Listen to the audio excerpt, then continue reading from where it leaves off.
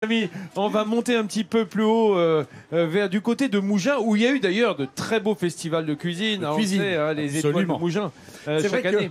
Quand on évoque la Côte d'Azur, si on doit, j'ose pas parler de clichés, mais si on doit évoquer quelques images, il y a cette lumière diaphane qui a séduit tant d'artistes.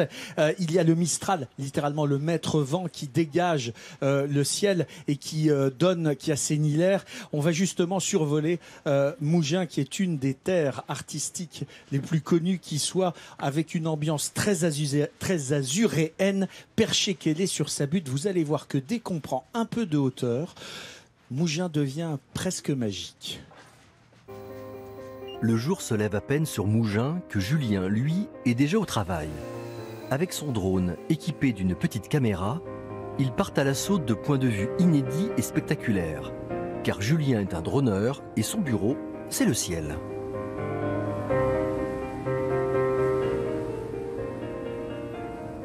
Mougins, c'est un très beau village et ce qui me plaît vraiment sur ce village, c'est sa forme particulière, notamment vue d'en haut. Une forme en escargot qui est très particulière et donc qui amène à faire de très très belles photos et vidéos. Et ces journées de droneurs professionnels sont bien chargées. Au programme aujourd'hui, filmer les châteaux monuments de son petit coin de Provence, à commencer par le château de Montsartou. Un château remarquable par sa forme atypique, car avec 3 tours au lieu de 4, il prend la forme d'un triangle.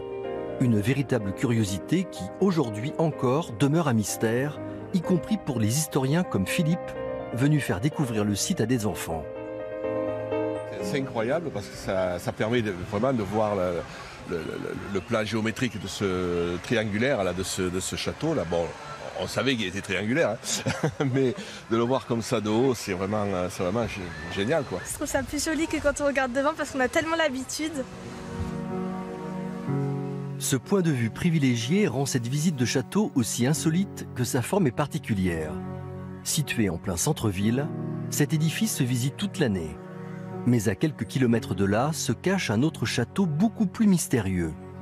Derrière ce mur d'enceinte, voici le château de Castellarras, un petit havre de verdure à l'abri des regards.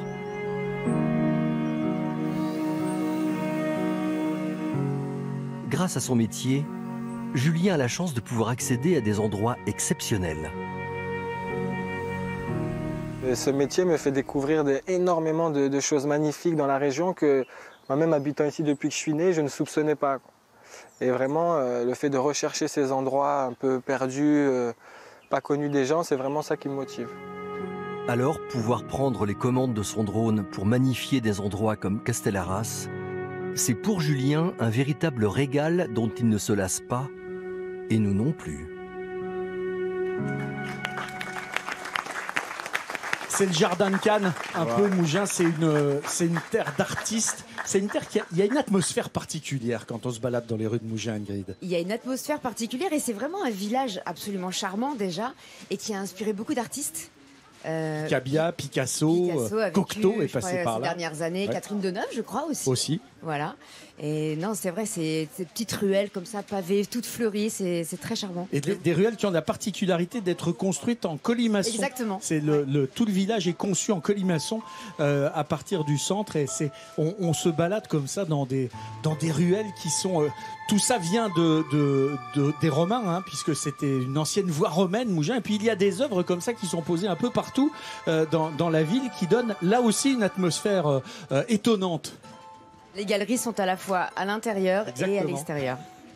Et puis il y a le souvenir, bien évidemment, de toute la gastronomie de Roger Verger, qui a fait la réputation gastronomique de Mougins. Et quand on se balade dans on a par exemple des œuvres de Niki Saint-Phal. Oui. Et c'est un village qui a gardé tout son charme, où on joue sur les contrastes entre l'art contemporain et les façades et les maisons anciennes. C'est vraiment quelque chose de très particulier à voir, Mougins. Et là, voilà, on a ces images de drones où on voit bien la structure en colimaçon de Mougins. Ça fait un gros escargot, un gros cacalao, comme on dit en provençal.